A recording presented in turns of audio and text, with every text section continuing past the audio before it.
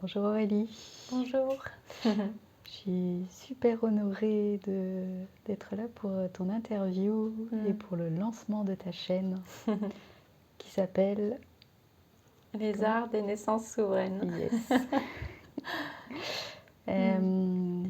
Donc cette première interview en fait pour va commencer par te présenter. Mhm. Qu'est-ce qui a fait tout ce chemin pour arriver jusqu'à la naissance de cette chaîne, Mm. les arts des naissances souveraines? Mm. Déjà, dans ton histoire perso déjà avant, au Ouais. tout début, qu'est-ce qui t'a mis en mouvement et qu'est-ce qui a amorcé en fait ce chemin vers ça? Mm. Ouais, c'est un moment qui est vraiment très précis dans ma vie. Et j'y repensais hier en pensant à cette interview et c'est un moment qui me touche profondément. Euh, j'ai passé toute une partie de ma vie à être en volontariat international et à devenir éduc spé et à rencontrer plein de publics, à accompagner vraiment des situations très difficiles. Et je me souviens très bien, j'habitais en Ariège à ce moment-là, je me souviens exactement d'où j'étais, où j'ai eu un espèce de flash en fait, et à l'intérieur, ça m'a dit accompagne l'humanité à son origine au lieu d'accompagner la continuité de la souffrance. Mm. Et je me souviens de ce moment-là, je fais ah bon, ok, mais qu'est-ce qui est possible? Parce que j'étais pas du tout dans l'univers avec des enfants, avec des amis avec des enfants autour de la naissance. Et là, j'ai fait des recherches un petit peu et je suis tombée sur l'émergence des doulas. Et à ce moment-là, pour être doula, il fallait avoir été mère pour faire la formation. Je me suis dit, bon, ben tant pis, je vais faire sage-femme. Mm. Et quand j'ai regardé les études en France, ça ne m'a pas du tout parlé. Donc je me suis dirigée plutôt vers la Belgique. Mais j'étais en questionnement avec tout ça de qu'est-ce qui allait venir de ça. Et c'est un moment où j'ai tout quitté dans ma vie. Et je suis partie en voyage en ayant tout quitté. Mm. Mm. Et le cadeau qui était là, c'est qu'après avoir tout quitté, la première étape, c'était la Suisse, où j'ai habité pendant 3 mois au bord du lac Léman. Enfin, voilà, j'ai appris que j'étais enceinte. Et à ce moment-là, c'était un merveilleux cadeau parce que, en fait, je me suis rendu compte que ben, ma formation, elle était là. Et en fait, vu que j'avais tout quitté, eh ben, je pouvais être pleinement présente avec mon enfant. Et je me suis juste laissée traverser par la vie et cette grossesse et je n'ai fait que ça. Donc, ouais. C'est magnifique. Là, c'est demande et tu reçois. Ouais, ouais, ouais. Et cet être qui est mon fils aujourd'hui, vraiment j'ai envie de lui rendre hommage parce que il a eu 12 ans là ce mois-ci et je me rends compte de comment il a ouvert le chemin. Vraiment, lui, il est venu avec qui suis-je? Très fort à l'intérieur de moi, il me questionnait très fort là-dessus. Qui suis-je? Et, et j'ai plongé dans cette question avec lui. Et tout l'accompagnement, tout le chemin jusqu'à cette chaîne aujourd'hui, et peut-être certainement d'autres choses dans le futur, sont venus avec lui. Parce que ce que j'ai vécu avec lui, ça a été juste merveilleux. Et comment dire, c'est par exemple dans les accompagnements, je focalise sur la connexion à son bébé, la connexion d'âme à son bébé, qui soutient la physiologie. Et mon fils, en fait, il est venu tout le temps communiquer avec moi pendant la grossesse. Il m'a montré son chemin d'âme, il m'a donné son prénom, il venait me voir en rêve plusieurs fois, il me disait «Maman, je suis un garçon!» Et il était vraiment comme il était quand il avait 4 ans. Enfin, en fait, c'est mon expérience qui m'a juste donné le socle en fait, à tout ce que j'offre maintenant aux parents. Mm. Mm. Et avant ça, est-ce que tu avais déjà une expérience autour de la naissance ou des cousins, des petits-neveux, que tu avais déjà approché ou ça vraiment t'as plongé dedans à ce moment-là? Et ben, avant ça, il y a j'habitais... En fait, c'est toute une histoire avec les enfants parce que quand même, quand j'étais plus jeune, je voulais être instite. Donc je sentais qu'il y avait quelque chose qui se dirigeait à ce moment-là, cette période qui me touche profondément. Et autour de la naissance, quand j'ai vécu en Ariège, je revenais d'Inde où j'ai vécu 1 an. Je suis arrivée comme par hasard en Ariège avec des amis qui ouvraient tout un collectif. Et là, j'étais dans ce collectif et j'étais très proche d'une jument où j'étais témoin de la naissance de son poulain et dont j'ai dû prendre soin. Et dans ce collectif, l'une de mes amies avait été enceinte et je l'ai accompagnée tout du long. Et elle a accouché à domicile et j'étais là pendant la naissance. Et vraiment, pour moi, ce petit garçon-là, il m'a ouvert les portes. Et cette amie aussi. Et c'est très rigolo parce qu'on avait appelé les pompiers, j'étais derrière la porte à discuter avec les pompiers en entendant la naissance. Et je me souviens vraiment de ce moment-là. Enfin, on avait nos chambres côte à côte, donc j'ai été témoin de tout ça. Donc je sais que ça a ouvert une porte en moi aussi. Ouais. Ouais, donc il y avait déjà quelque chose et pour vraiment découvrir tout ça, c'est vraiment l'expérience avec ton propre enfant Ouais. pour faire tout le chemin en fait Ouais. qui après te permet d'accompagner. Oui. Ouais. Ah ouais, exactement. Ouais. C'est beau. Ouais, ouais, ouais. Je me sens très touchée du chemin parce que ce qui m'a guidée aussi vers ce chemin, c'était le oui à la vie et, et de pouvoir. Enfin, comment dire, il y a un espace en moi qui a beaucoup été en quête de sens de la vie et en quête de compréhension en fait de la vie sur Terre. Donc, je vois que dès enfant, en fait, je me suis questionnée là-dessus. Et donc, je pense que par la suite, ça donne euh, cet endroit où j'ai choisi d'œuvrer au moment du miracle du vivant. Parce que vraiment, c'est un miracle. Et ça, c'est... Après, c'est toutes ces expériences, juste continuer à pouvoir sentir que c'est quand même un grand mystère. Ouais, ouais. C'est pour ça que dans cette présentation de mon chemin, je me sens vraiment empreint de quelque chose qui... Enfin, je n'ai pas de vérité à nommer tout du long parce qu'en fait, je reste à un endroit où rien n'est saisissable. Ça me fait écho quand tu parlais de souveraineté. Ouais. Pour toi, c'était important vraiment de remettre la souveraineté entre Ouais. les mains des parents. Ouais.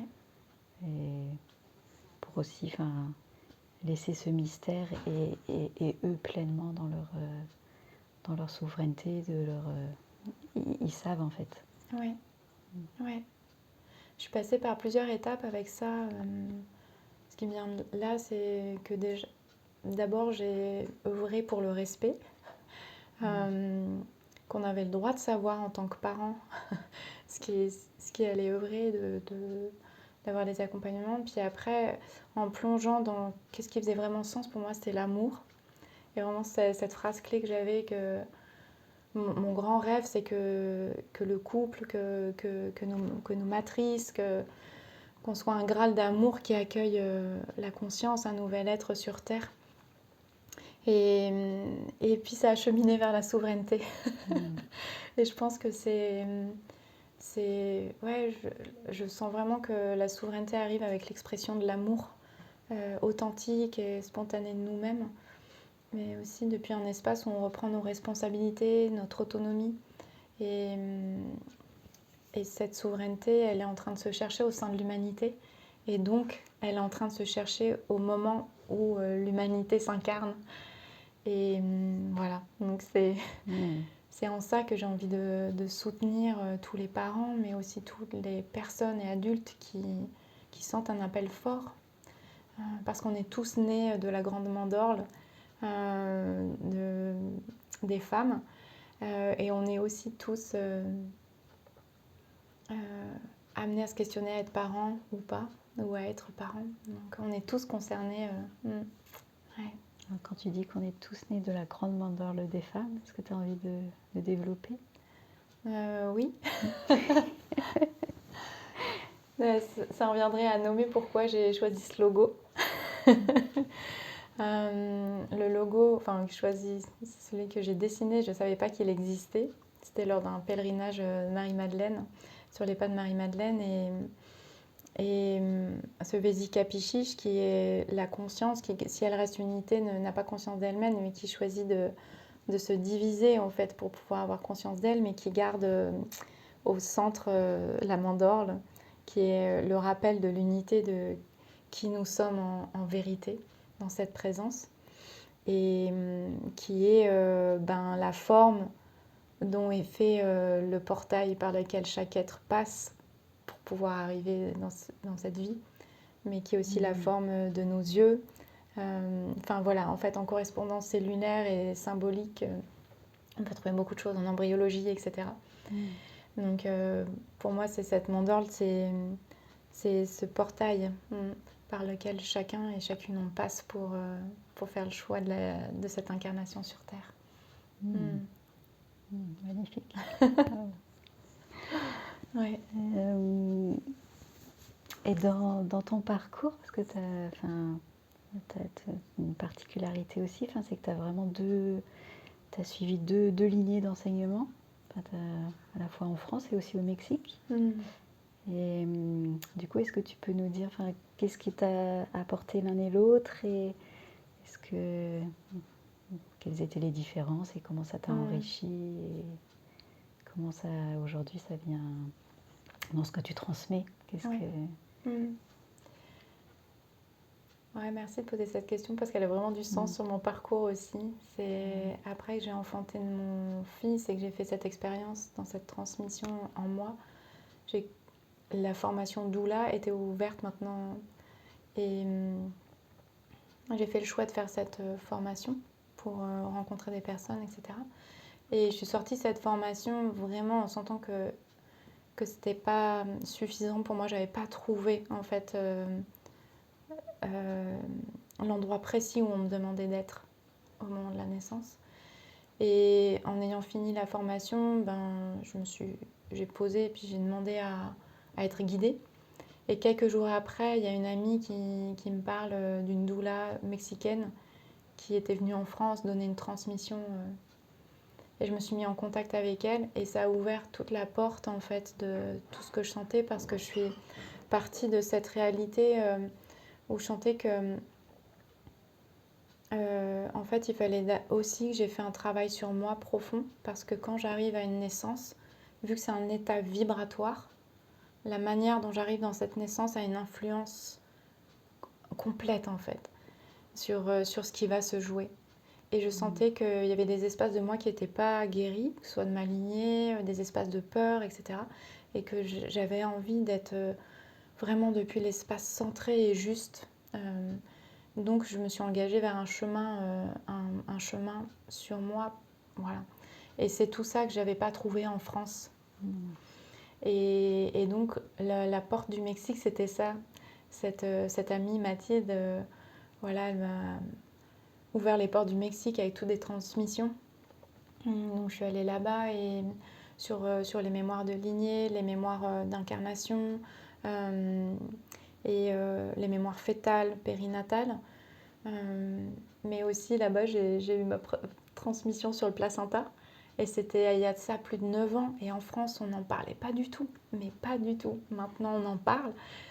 Et ça a été vraiment magique d'aller là-bas et de voir que là-bas, il y avait des enseignements qui étaient encore vivants et qui me parlaient, qu'on englobait tout ça.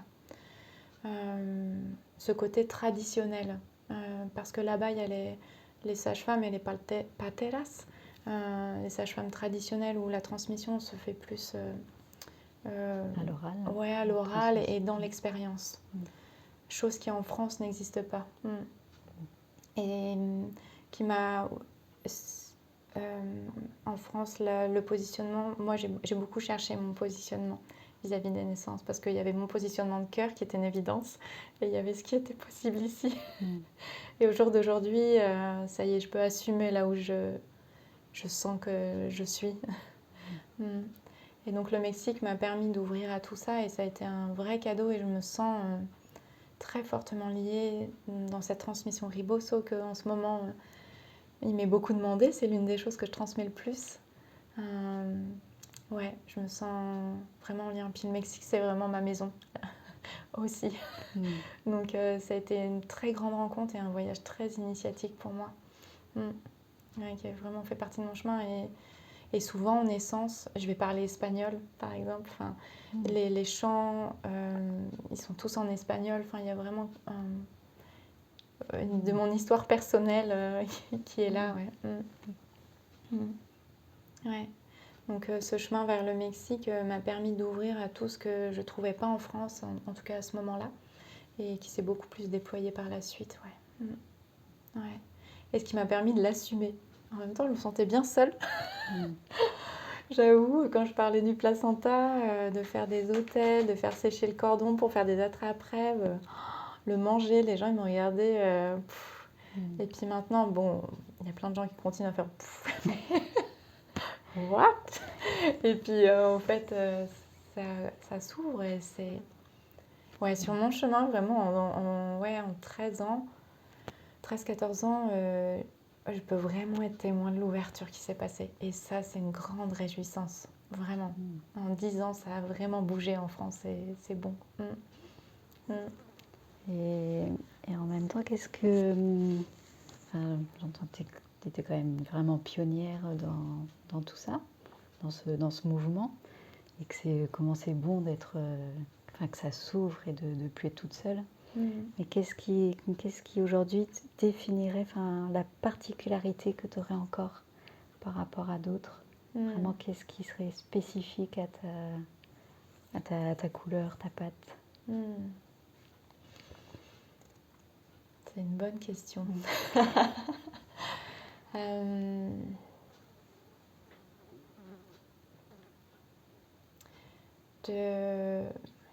Ouais. Mais je sens que, en tout cas par rapport aux accompagnements des parents, je sais pas si c'est spécifique, mais en tout cas là où moi je me place, c'est le fait de tout offrir. Enfin, il y a vraiment une horizontalité et de tout offrir aux parents et de ne pas me rendre indispensable. Que s'ils ont trouvé le chemin en fait de leur vérité et que ce trio-là n'a plus besoin de moi, ben alléluia. Et que si ma présence est appelée, j'en suis aussi très heureuse. Donc ouais, j'ai vraiment ce chemin-là. Et il y a vraiment le fait que j'accentue vraiment beaucoup sur la connexion, le lien, la connexion à son bébé qui, pour moi, c'est lui qui est au centre. Souvent dans les transmissions, on remet la femme au centre dans l'empuissancement et je me sens en accord avec ça. Et pour moi, c'est ce fœtus, cet être, ce nouvel incarné qui est au centre et le père et la mère qui sont au service. Et ouais, il y a une tendance à... Et c'est normal, hein, c'est tout le chemin du féminin en France et c'est tout à fait OK. Et pour moi, en fait, on est une triade. Père, mère, enfant. Et c'est cette triade que j'aime mettre au centre. Depuis l'être qui s'incarne, de la mère qui l'accueille et qui va danser son enfantement, être en mouvement avec le grand vivant avec lui. Et le père qui va tenir la corde en disant oui, tu peux aller chercher notre bébé, tu peux aller transcender, être transcendé, je suis là et soyons transcendés ensemble. Et ouais, c'est cette initiation qui est vraiment ma couleur, cette initiation à l'amour en fait et à la vie. Ouais. Ouais. Qui est bien plus grand en fait que juste accueillir un enfant en fait. Il y a toute cette dimension qui pour moi est là, que j'ai vraiment à cœur de mettre en couleur. Ouais. Et de tout ce qui empêche en fait tous les espaces de non-vie, etc. pendant les accompagnements, ou tous les espaces de nos histoires, etc. Donc d'avoir l'envie en fait de pouvoir plonger avec tout ça. Ouais. Et dans mes couleurs qui sont là et qui me sont demandées d'ouvrir et d'assumer, c'est le terme de gardienne de naissance. Et ouais, ça a été un chemin pour moi de l'assumer. Ça fait un moment qu'il est là. Ça fait plusieurs années. Et très rapidement, ouais, c'est un sujet délicat en France. Du coup, j'ai l'impression de marcher un peu sur des œufs, mais entre sage-femme, doula, etc. Il y a, et gardienne de naissance ou gardien de naissance, pour moi, c'est toutes ces personnes qui sentent que la naissance fait partie de la vie. Et parce que ça fait partie de la vie, ben, en fait, elle appartient à personne. Et on est tous et toutes responsables, enfin, et acteurs, actrices. Et, et ça peut être ben, toi qui as ta sœur qui va enfanter et en fait tu vas l'accompagner parce que tu t'es renseigné, parce que tu as ton propre vécu, parce que tu as donné naissance aussi. Et à cet endroit-là, ben, tu es gardienne de naissance. Et peut-être tu seras appelée à être à la naissance et parce que tu n'as pas eu de transmission, de quoi que ce soit, de ce qui peut arriver, en fait, ce sera juste simple.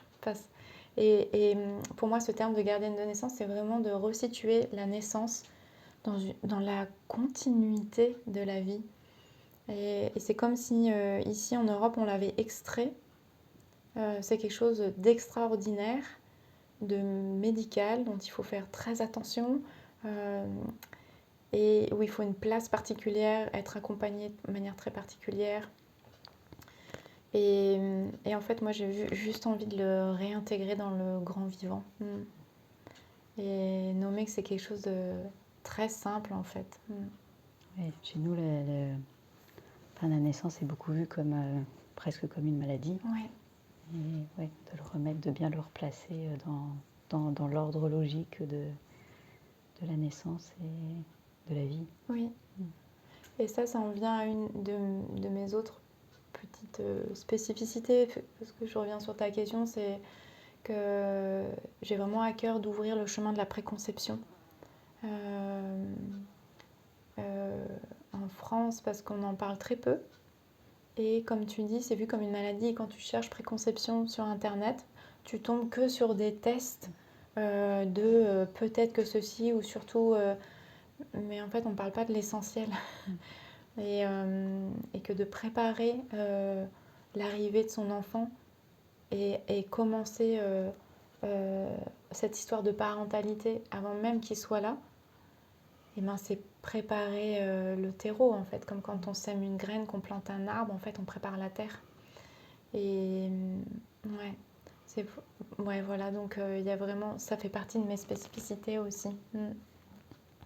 Et tu dis, enfin, je t'ai entendu dire que enfin, derrière tout ça, c'était aussi pour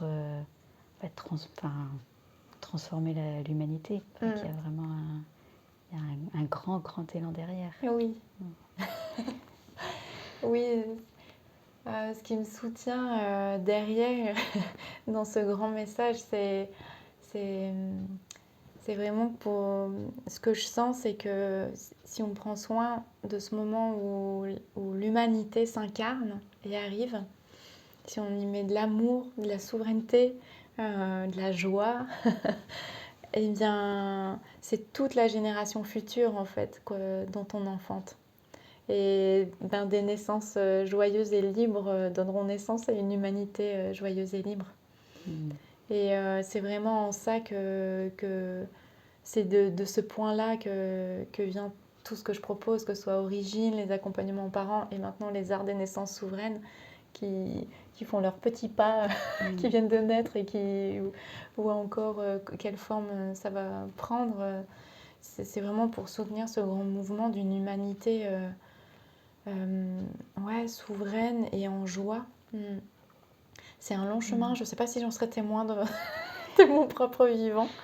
Mais En tout cas, de l'impulser. oui, ouais. Après, j'ai vraiment conscience que je suis une continuité. L'Ayurveda en parle.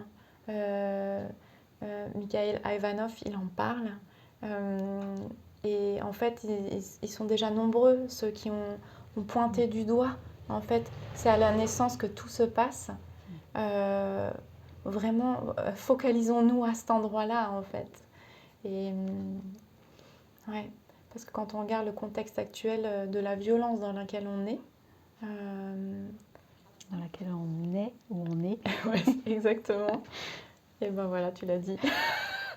C'est juste une résonance en fait. Ouais. Donc c'est vraiment avec beaucoup de joie, d'humilité et en même temps de recherche de comment je peux continuer à soutenir ce message qui est bien plus grand. Et pour moi, derrière tout ça, c'est est-ce que l'humanité va choisir pleinement la vie, la pulsion de vie Est-ce qu'un jour, enfin voilà, elle va faire ce choix plein du vivant et de prendre soin de ce miracle en fait qu'est la vie. Et du coup, enfin, pour ça, alors sans rentrer dans les détails, parce que ça sera l'objet d'autres vidéos, mais est-ce que tu veux nous partager rapidement enfin, tes trois axes Oui. de tes accompagnements pour vraiment aller dans ce sens-là? Oui. Eh bien, il y a celui par lequel j'ai commencé d'accompagner les parents de la préconception jusqu'au postnatal. Et donc ça, c'est des accompagnements individuels, en couple, où je suis présente ou pas aux enfantements.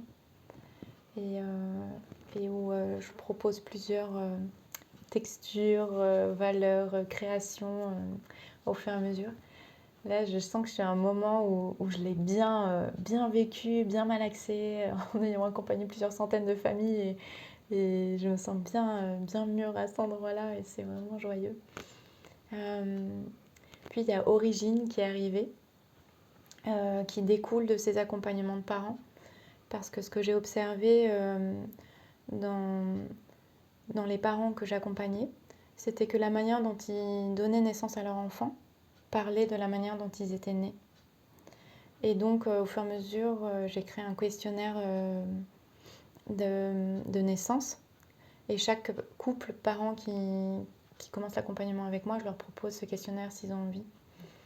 Et donc, Origine est venue de là. Et puis d'observation, de recherche, au fur et à mesure de témoignages de personnes où à chaque fois, dans comment ils vivaient, leur fonctionnement et leur plus grande souffrance, on pouvait complètement faire un parallèle avec leur naissance. Et aussi, et ça, parce que j'ai la grande chance de voir grandir les enfants que j'ai accueillis ou que j'ai vu naître. Donc certains maintenant ont 12 ans. Et en fait, je suis juste témoin que tout ce qui s'est passé pendant la grossesse, la manière dont ils sont nés, en fait, je vois que l'histoire continue, en fait. Qu'à 12 ans, ça raconte ça. Donc, Origine est venue de ça, d'accompagner les adultes à réactualiser, à ressaisir le oui à la vie, à là où il n'avait pas été possible. Voilà. Donc, en fait, c'est pour les personnes qui n'ont pas eu la chance de pouvoir vivre cet accompagnement, enfin, qui n'ont pas vécu leur naissance. Du coup, a posteriori, de pouvoir le revivre et le reconscientiser. Oui, il y a des parents qui sont en désir d'enfant et qui viennent le vivre pour pouvoir mettre en conscience leur propre naissance, pour pouvoir accompagner. Parce que c'est très riche, en fait, d'avoir la conscience de son vécu fœtal, cellulaire, et pour avoir la connexion à son bébé par la suite. C'est juste merveilleux, en fait, c'est une grande porte ouverte. Donc oui, il y a ces personnes-là, et puis après, il y a des personnes qui font... Là, en ce moment, il y a beaucoup ça, des personnes qui font des thérapies depuis très très longtemps, et que tout leur ramène à la naissance. Donc ils font genre, bon, allons voir la naissance. Je vois pas du tout de quoi tu parles. Ouais. En ce moment, il y a beaucoup de personnes qui Ouais. sont dans ce constat-là, en fait. Et moi, je sens vraiment qu'il y a quelque chose où on pourrait ramer, entre guillemets, pendant des années en thérapie. Et qu'en fait, juste allons voir comment nous sommes nés, comment on a été accueillis. Ouais, c'est... Bon, voilà. Mm. Et ça, c'est une très grande joie. Et de ça a découlé les arts des naissances souveraines parce que ben, en accompagnant des naissances de bébés, des naissances de parents, et en accompagnant des adultes à naître, parce qu'à origine, en une journée, parfois il y a 15 personnes qui renaissent. Enfin, et, et ben, je sais pas, il y a tout l'aspect de l'art qui est venu qui est la création même en fait de l'expression de la vie. Et, et la souveraineté qui était là tout le temps. Ouais. Que ce soit ces nouveaux incarnés qui viennent en nommant à leurs parents, en fait, j'aimerais naître comme ça. C'est ça qui est juste pour moi. Enfin, ouais, et ces adultes qui font le choix en fait de reprendre la souveraineté sur oui à la vie aux étapes d'incarnation. Voilà. Et après, dans les arts des naissances souveraines, il y a aussi des visions que j'ai eues de créer un lieu dédié à la naissance, des transmissions, etc. Et c'est tout ça qui était en gestation pendant un moment et qui sont en train de naître. Donc voilà, ça c'est comme une porte ouverte que j'ai réussi à mettre en mots sur mon nouveau site internet. Et waouh, ça a été quelque chose. Et qui demande juste là à fleurir. Et qui va donner naissance à plein de vidéos. Oui. Sur cette chaîne. Ouais. Au fur et à mesure, voilà, tu vas pouvoir venir étoffer. Et ça va être une boîte de trésors Exactement. à aller chercher là. Ouais. Pour honorer la vie et la célébrer ensemble. Ouais. Merci. Merci Christelle, merci. Est-ce qu'il y a quelque chose que tu aurais envie de partager pour conclure Enfin, en même temps, je pense que c'est déjà, déjà beaucoup. Ouais.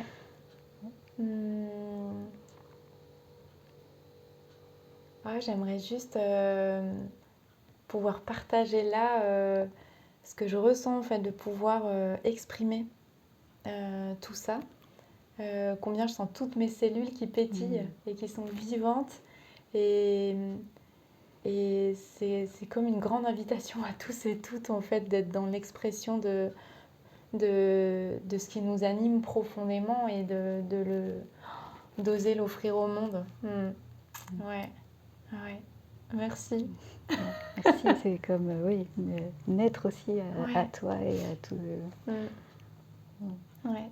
Merci beaucoup. Merci Christelle.